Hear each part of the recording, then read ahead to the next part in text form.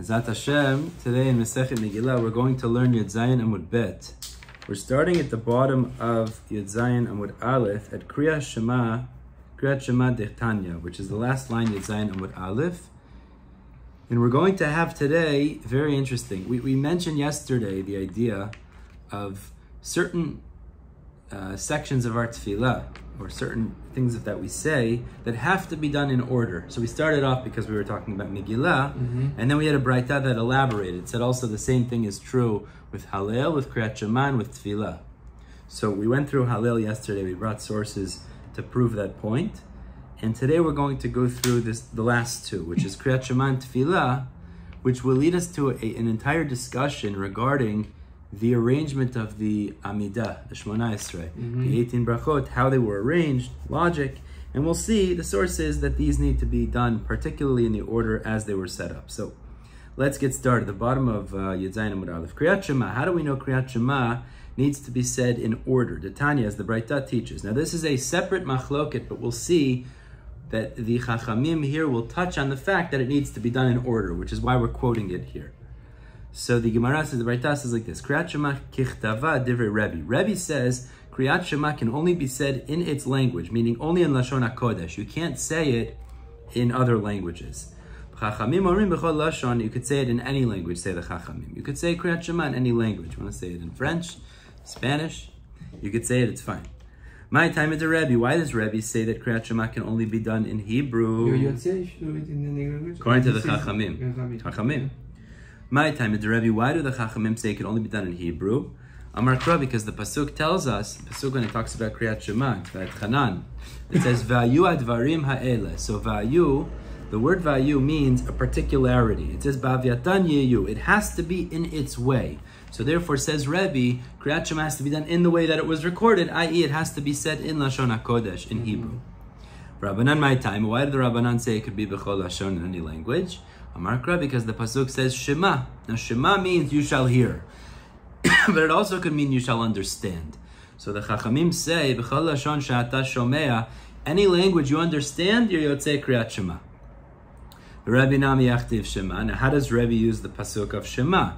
If Shema teaches us B'chol Lashon, but Rebbe disagrees with that, what does he derive from Shema? Sahumi Baile, he uses it, which is Hashmea le'oznecha ma she'ata motzeh mipicha, is that you have to hear that which comes out of your mouth. Meaning to say is that when you're reading the words of Shema, you're only yotzeh if you hear yourself saying it. But if you can't hear yourself, you're not yotzeh. That's Rebbe's drasha from Shema. Rabbanan Savri, and the Rabbanan hold, Rabbanan Savri Kiman Damar, but the Rabbanan disagree. They say, like the one who says, Akoret Shema v'lo yishmi'a lo'ozno yatsa, that if somebody reads Shema and he does not hear the words that he's saying, he's still yotzeh, so that's not going to be an issue. But what do the Rabbanan do with the word vayu, which was Rebbe's drasha that Shema could only be in Hebrew? So this is the point why we quoted this whole Braita. Vayu teaches the Rabbanan not that it could only be said in Lashon HaKodesh, but there's a different particularity. What is that? That you can't read it out of order. So that's where the Rabbanan deduce from vayu Kriyat Shema cannot be said out of order, and that's why we're quoting it here. But according to Rebbe, that Kriyat Shema can't be read out of order minale. How does he know that? So the Gemara answers midvarim ha-devarim, because it said vayu ha-devarim ha'ele. It says the extra hey, that teaches us there's a particular order, not just the language, but also the order that it needs to be done in. V'Rabbanan dvarim ha-devarim lo mashma lahu. And the Rabbanan, they do not darshan, they don't expound this letter ha-devarim, and therefore they're not bothered by that letter, that hey. Now, because we quoted this machloket, the Gemara delves a little further into it. So what we're coming out here is as follows. Rebbe has a particular drasha that says vayu, and therefore Kriyat Shema can only be said in Hebrew. Rabbanan have a particular drasha. It says Shema, it means B'chol Lashon, in any language. So the Gemara says Lema, let's suggest now, Kasava Rebbe, that Rebbe holds Kol HaTorah Kula B'chol Lashon Nemra, that the entire Torah, the discussion here exactly what we're talking about in terms of the entire Torah, if it's Kriyat Torah perhaps, or certain sections, but whatever it is, everything else besides Shema could be said in any language. Means it would be logical to assume Rebbe holds the rest of the Torah could be said in any language. Why? Because if the rest of the Torah could only also be said in Lashon HaKodesh, why do I need a special drasha by Kriyat Shema to tell me it has to be done in Lashon HaKodesh? It must be that the entire Torah could usually be said in any language. Vayu teaches us by Shema there's a uniqueness and it can only be said in Lashon HaKodesh. But the Gemara refutes this and says that's not necessarily true. It's derich. No. It could be really in general, the whole Torah is in Lashon HaKodesh. But here, Salka Da'atach, I would have thought, Shema Kerabanan, that you expound the verse of Shema, which means that it could only, that Kriyat Shema could be Bechol Lashon, in any language. So Katav Rachmana Vayu, therefore the Torah had to go out of its way to say Vayu, even if in general, the Torah is said in general in Lashon HaKodesh. We need a particular drasha here to say Vayu, that also Shema is in Lashon HaKodesh, because you would have thought Shema should teach you that it could be B'chol Lashon. Now the Gemara does the exact opposite with the Rabbanan now. Leima Kasav Rabbanan, let's assume that the Rabbanan hold Kol HaTorah B'Lashon HaKodesh Nemra, that the entire Torah could only be in Lashon HaKodesh. The Isal Kadatach, because if it entered your mind B'chol Lashon Nemra, that the entire Torah is in any language. So again, Lamali L'michtav Shema. Why do I need a particular drasha here of Shema to teach me that Kriyat Shema is B'chol Lashon? It must be the rest of the Torah is only in Lashon HaKodesh, and there's a particularity here, which from Shema teaches us it could be B'chol Lashon in any language. So the Gemara says again, it's derech. No, you need that particular drasha here because I would have thought Vayu Kerebi, that if you only had the verse Vayu, so I'd say maybe the idea really is that Kriyat Shema could be only in Lashon HaKodesh. Katav Rachmana Shema, so therefore it said Shema to teach me B'chol Lashon is also sufficient by Kriyat Shema to say it B'chol Lashon. But you can't deduce necessarily what they hold elsewhere based on their shita here, because there would be a contradictory drasha that requires the particularity, whether according to Rebbe that means Lashon HaKodesh, according to the Rabbanan, B'chol Lashon, to contradict that. Now, that was all regarding Kriyat Shema. So we have this drasha Vayu, Kriyat Shema has to be in order. Now what about tefillah? How do we know tefillah has to be in order? Now when we refer to tefillah, we mean the Amidah, the Shemona Esrei. We don't mean Psukei de Zimra. That's not what we're referring to here. Now there is an order of that too, but we're talking about Kriyat Shema, the Amidah, the Tfilat Lachash, exactly. So this is a fascinating Gemara, and this really gives us insight when we pray the Amidah, something that we should think about. There was the Chachamim set this up. They set up the order, but it's based on logic and psukim. And when we go through it, it's not just random. There was a very particular calculation, cheshbon, very particular cheshbon in setting this up, the tefillah. You know what? It's kedai if you want to bring a siddur as we go through this. If you want to get a siddur, you have a siddur? Yeah. Bring a siddur, because I'm going to get one too, because as we go through this, the Gemara is going to show us step by step why it was set up that way, and it's kedai, unless you know them all by heart, which is also possible. Kedai in front. He knows by heart. Ça va? Je suis, à cause de toi, je suis allé à la maison juste pour... Parce que j'ai oublié ça ce matin, pour la première fois. Parce que tu m'as dit, tu m'as mis ça pour la première fois aussi. Non, c'est parce que je t'ai demandé si je pouvais l'enlever. Parce que je l'ai fait la semaine dernière. Je pensais que tu me disais... Peut-être tu me dis, tu veux le laisser. Ah non, ça va, je suis pas bon. Tu m'as mis la pression, alors je suis... Non, mais je suis sûr. Quand est-ce que tu le reçois? Ouais, c'est moi. C'est toi qui le fais. Okay, let's go. Says the Gemara, Tefillah minalan. How do we know tefillah, the Amidah, has to be done in its particular order? The Tanya, the Braita teaches us Shimona Pekuli. Just any Amidah of the week. It doesn't really make a difference which one. Shimona Pekuli histir Shmona Esrei brachot lefnei Rabban Gamliel. There was a fellow whose name was Shimona Pekuli. Pekuli, Rashi learns, was a cotton merchant. So Shimon, the cotton merchant, arranged the 18 brachot lefnei Rabban Gamliel in front of Rabban Gamliel ala seder b'Yavne, in its particular order in Yavne. So these 18 brachot were arranged by this cotton merchant. Amar Rabbi Yochanan says, so again, we see there's a particularity to it. Rabbi Yochanan ba'amir lav matnita tana, Rabbi Yochanan was taught in a Braita a different statement, which was Me'av Esrim Zkenim, 120 elders, Ubahem Kamen Neviim, and amongst them there were many prophets. This was a group of people called the Anshe Knesset Hagdola.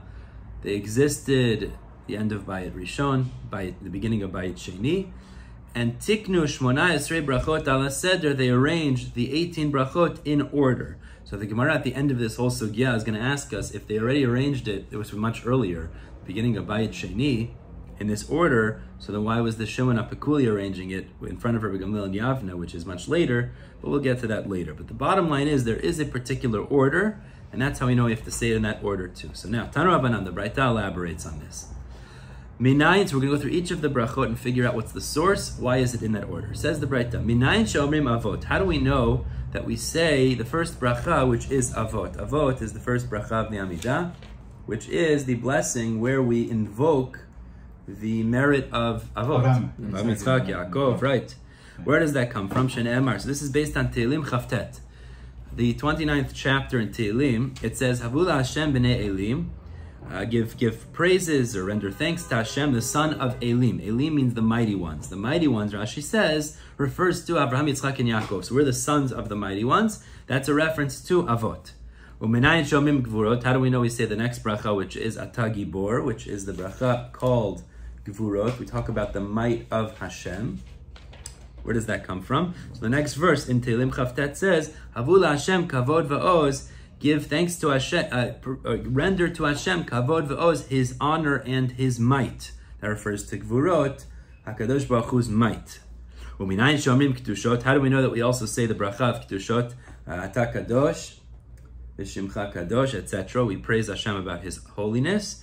Shenemar, the next verse in Tehillim says, Avul Hashem kavod shemo, render to Hashem the honor of His name. Yishtach avul Hashem b'hadrat kodesh, bow to Hashem in the glory of His holiness. So that references His holiness. Those three brachot are referenced in this chapter in Tehillim, and therefore we say them in that order. Now actually, those three brachot are distinct from the next group that we're about to say. That's the first section, which is our approach. Before we start asking for what we need, we first praise Hashem. So, now we move on and the Gemara continues. The bracha that follows is the bracha of asking HaKadosh Baruch Hu for intelligence, for binah, for wisdom. So why did the Chachamim establish that bracha of intelligence after Kedusha, a holiness? Shene'amar, because in Yeshaya the pasuk tells us, Ve'ekdishu et Kedosh Yisrael, they will make holy the Holy One of Israel, which is Hashem. Ve'et Elokei Yisrael ya'aritzu, and they will elevate, revere the God of Israel. The Samich Lei, and in Yeshaya, right after talking about making Hashem holy, it says, V'yad'u to'e ruach bina, those that were lost in their spirit, they will know wisdom, they will know understanding. And therefore there's this connection between the holiness of Hashem and Bina. So that's why Atachonen is after the bracha of Kiddushot. Yeah. The Gemara in Brachot, the Gemara doesn't actually elaborate on this here, but the Gemara in Brachot tells us also Havdalah, Tachonantanu, was placed particularly into the bracha of Bina, of wisdom, and the Gemara over there shows us multiple reasons why that is. But now we continue on regular with the Amidah. Umar Lomar Teshuvah. What's the next bracha after Atachonin, after the bracha of wisdom? We have the bracha of Teshuvah. Of Teshuvah. How does it start? It starts Hashivenu Avinu LeToratecha. I'm going with a Sephardic siddur here. Return us, our Father, to your Torah. There's just a couple differences, not significant though. The order is the same. Why is it that Chazal put Teshuvah? Right, return us to your Torah, referring to Teshuvah, Achar Bina, after this bracha of wisdom, of intelligence. Because in Yeshaya the pasuk says, Ulevavo Yavin, their hearts will understand, Vishav, and they will return. Vishav means to Teshuvah, Virafalo, and then he will heal him. They will heal him. So, therefore the pasuk says, regarding Bina, and then it says Teshuvah. But the Gemara says, wait a second. But we just established now, as you looked in that pasuk in Yeshaya, that it says Virafalo, it says Refuah after Teshuvah. Ihachi, so if that's true, Lema Refuah Batra de Teshuvah. We should say the bracha of Refuah after the bracha of Teshuvah, but that's not actually how it's set up. After the bracha of Teshuvah, we have the bracha of Slicha, of forgiveness. Refuah is not said after the bracha of Teshuvah. So the Gemara answers, no, lo sal kadaita, because we have a different verse. Tichtiv, as it says in Yeshaya, v'yashov el Hashem, he will return to Hashem, v'yirachamei, will have mercy on him, v'elokenu ki arbel isloach, and to our God who will increase his forgiveness. So we see the bracha of forgiveness is after the bracha of teshuvah. Says the Gemara, the obvious question, but why would you rely on the second pasuk, rely on the first pasuk, and put refuah after teshuvah? So the Gemara answers, there's a different verse that says in Tehillim, Hashem forgives all of your sins. He heals all of your maladies. He redeems from destruction your lives. The point is, what we see is, refuah is only put after slicha. So therefore, since refuah is only put after slicha, therefore refuah does not come after teshuvah, and therefore we'll follow the second verse, which puts slicha after teshuvah. Fine. L'meimra, says the Gemara, this would imply the Geula v'refuah batar slichahi, that Geula and refuah are after slicha. Geula, because the pasuk there that we just quoted in Tehillim, it says after slicha, refuah and Geula, which actually in the Amidah is how we set up. The problem is we had that initial pasuk which said Visha v'rafalo. It said teshuvah and then refuah. So still we're bothered is it seems to be refuah actually follows teshuvah. So the Gemara answers Ahu lav refuah de tachaluim. That's not referring to the refuah from illness, from physical illness. El refuah de slichahi. When it says refuah in that context, it means refuah of slicha. Slicha for forgiveness could also be called refuah. Forgiveness is like a refuah from our spiritual maladies. So therefore, the Gemara says that's what the pasuk really refers to. It's not referring to the refuah in a physical sense. Fine. So now we're back up to the sixth bracha. We said we have Chanenu, we have Atachon Antanu, which is the fourth. We have Teshuvah, which is the fifth. We had Slach Lanu, which is the sixth. And now we're up to Geula, which is the seventh.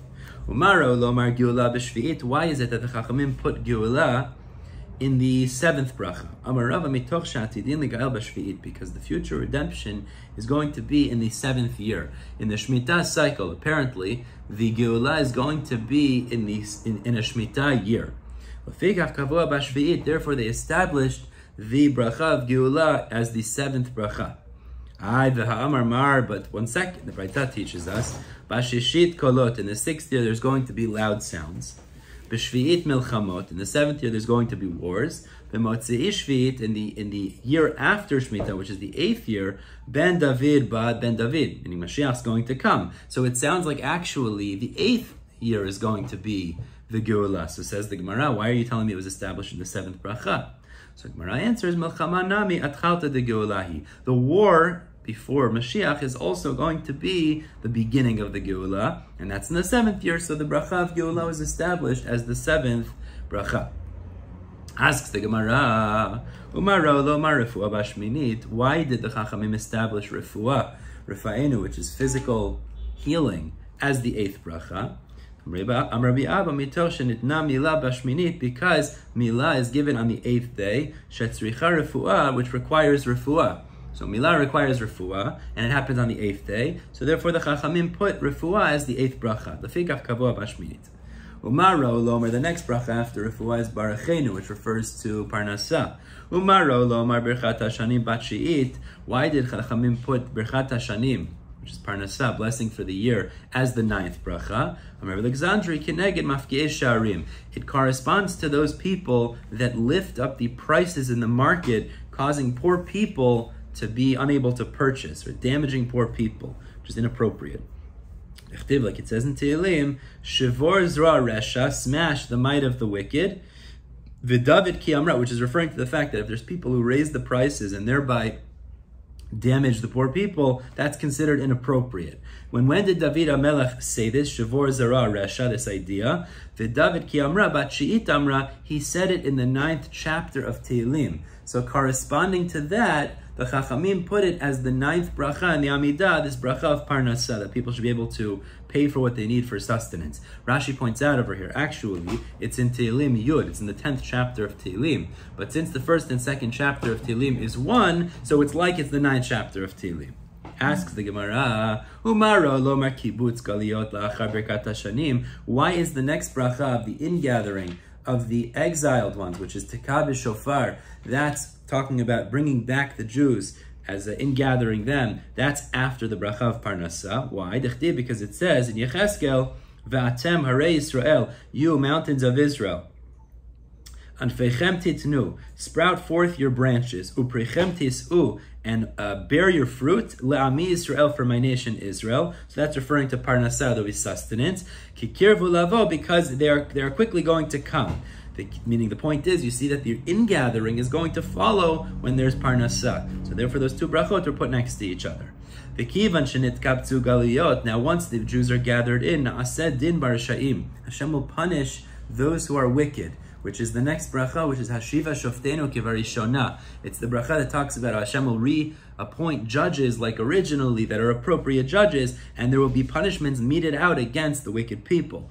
Shene'emar, like the pasuk says, Va'ashiva yadai alayich, I'll place my hand on you, pasuk in Yeshaya, Ve'etzrov kibor sigayich, and I will purify. Kivor literally means like a dross, I believe, sigayich, or I'll purify with lye your dross, which means I'm going to get rid of the bad parts. In the context here, that refers to destruction of the Risha'im, which is this Hashiva Shoftenu Kivarishona. V'chtiv, and the pasuk says, V'ashiva Shoftayich Kivarishona. It says there in the context, I will appoint my judges like in the beginning. Fine. Now, this is where it gets interesting, because the next bracha is actually Laminim v'lamalshinim, which is the bracha which was added. But that's the bracha of the destruction of the wicked. Right. So the Gemara seems to be including that. It's very important, especially nowadays. No, I hear. But I'm just pointing out is that clearly we're going through this list, including the addition. Meaning we're going through the 18, so apparently when they added it later, means it was added in later by, I think it was Shmuel HaKatan, if I remember correctly, who added that bracha, but it was later, it wasn't in the times of Anshe Knesset Hagdolah. So he had a cheshbon also, which makes sense how it fits in. Meaning, you have the judgment of the judges being reestablished, and then you have the destruction of the wicked, which is this bracha talking about the wicked people. And once the judgment will be meted out against the wicked, the sinners will be destroyed, and the intentional sinners will be included with them. Like it says, I will smash the wicked and the sinners together. Fine. And when the wicked will be destroyed, the glory of the righteous will be elevated, means the righteous will be elevated. Like it says in Tehillim, which is the next bracha, ala tzadikim, ala chasidim, referring to HaKadosh Baruch Hu should raise up the righteous. Like the pasuk says in Tehillim, I will cut down the glory of the wicked, teromamna karnot tzadik, and I will elevate the glory of the righteous. So that's why these two brachot are put one next to the other. V'kolel gereit hatzedek ima tzadikim, and the righteous converts will be included with the righteous people. Shene'er, like the pasuk tells us, mipnei seva takum. It says, in front of a old man, stand up, ve'adarta pnei zaken, and glorify the face of zaken. We know zaken refers to tzadikim. V'samich le, and then it says after that, v'chi yagor itchem ger. It refers to the converts. So the converts who are righteous will be grouped together with the rest of the righteous people, which is why in that bracha of ala tzadikim, it also mentions ve'al gerei tzedek, because the righteous converts will be included in that raising, in that glorification. Fine. V'heichan mitromemet karnam, where will their glory be elevated? So that's the next bracha, which is about Yerushalayim. The next bracha is Tishgon betoch Yerushalayim, or the Ashkenazim say V'Yerushalayim irecha. It's the same idea, which is the Yerushalayim, that glory will be elevated in Yerushalayim. Shenem, like the pasuk says in Tehillim, Sha'alu shlom Yerushalayim, ask of the peace of Yerushalayim, Yishulayu ohavayich. They will dwell peacefully, Yishlayu, they will dwell peacefully, your loved ones. So that refers to, the next pasuk in Tehillim, it refers to that the place where will they be elevated will be in Yerushalayim. That's where they will be peaceful. Kivan shenivneit Yerushalayim, and once Yerushalayim is built by David HaMelech will come, which is the next bracha, Betzemach David Avdecha Mehera Tatzmiach, referring to Mashiach ben David who will come at that point. Shenemar, the pasuk tells us, what's Yerushalayim built? Shenemar, as it says in Hosea, pasuk says, Achar Yeshuvu, turning to Yitchet Amud Aleph, Achar Yeshuvu b'nei Yisrael, after the Jews will return, Ubikshu et Hashem Elokeim, they will seek out Hashem their God. David Malkam, and David their king. So we see then David shows up, that's at Tzemach David. V'kivan sheba David, and once David comes, ba'ata tefilla, then tefilla will begin, which is the next bracha of Shema Kolenu. It's the bracha regarding general concept of tefillah. Shenemar, like in Yeshaya, the pasuk says, "Va'aviotim el har kodshi," I will bring them to my holy mountain. V'simachti beveit tefillati, I will gladden them in my place of tefillah. So after we come to your holy mountain, to the Har HaBayit, Yerushalayim, then we will say tefillah. V'kivan sheba'ata tefillah, and once we start saying tefillah, ba'ata avodah, we will also start doing service of Hashem, which is ritzeh. Ritzeh is service of Hashem. Shene'emar, like it says in the pasuk there, after tefillah it says olotem v'zivchem l'ratzon al mizbechi. It says your olot and your korbanot will be as desirable on my altar, on my mizbeach. Fine. V'kivan sheba'ata avodah ba'ata todah. And once we start serving Hashem with ritzeh, then we move on to what we'll do then is thanks, which is modim anachnu lach. That's what we start doing then. Second, yeah. Modim anachnu lach. Fine. Ba'ata todah, shenemar, like it says in Tehillim, zoveach todah yechabdeni. It says sacrifices, and then thanks you will honor me with. So these are put together. Asks the Gemara, Omar ro lomar birkat kohanim achar hoda'ah. Why do we have birkat kohanim after modim? So dichtiv, because in Parashat Tzav it says, Vayisa Aaron et yadav el ha'am. This was, I believe, when they had erected the Mishkan. It says, Aaron lifted his hands to the people, Vayivarchem, and he blessed them, Vayired me'asot ha'chatat ve'olah v'ashlamim. And he descended from having done the korbanot. So we see that this Birkat Kohanim follows the korbanot. Now the Gemara says, wait a second. If you look at that verse clearly, Ema kodem avodah, it seems to be first he does Birkat Kohanim, and then it's listed in the pasuk the korbanot. So maybe the Birkat Kohanim is before the korbanot. So the Gemara says, no. Ema kodem avodah. So lo salka datach. Don't let that into your mind, because it says Vayired me'asot hachatat v'gomer. It says after having done the chatat, then he did Birkat Kohanim. So therefore, you see, avodah is before Birkat Kohanim. Problem is, says the Gemara, this is the answer. Michtiv la'asot, me'asoktiv. It says me'asot, not la'asot, and therefore we know that Birkat Kohanim follows the avodah. Asks the Gemara, but based on what you just said, v'leimra achara avodah, it seems like Birkat Kohanim should actually follow avodah, not follow modim. When it says lo sal kedatach, don't let that enter your mind. Because the pasuk says zoveach todah. It says first avodah and then it says todah. But that was a different pasuk. So when my chazit samachta ahai, smocha ahai. But now you have two different verses. So why would you rely on one and not the other? The answer is the Gemara. Mistavra avodah v'odah achad amiltahi. It's logical because modim and avodah is one topic essentially. So it makes sense that you would have avodah, modim, and only afterwards birkat kohanim. Why is the last bracha of the Amidah peace? So the Gemara answers because it says in Parashat Naso, V'samu et shemi al b'nei Yisrael v'ani avarachem. It says, place my name on Israel after Birkat Kohanim, and I will bless them. What does that teach us? Bracha de Hakadosh Baruch Hu Shalom, because the bracha of Hashem is peace. Shenemar, like it says, Hashem yivarech et amo Yisrael b'Shalom.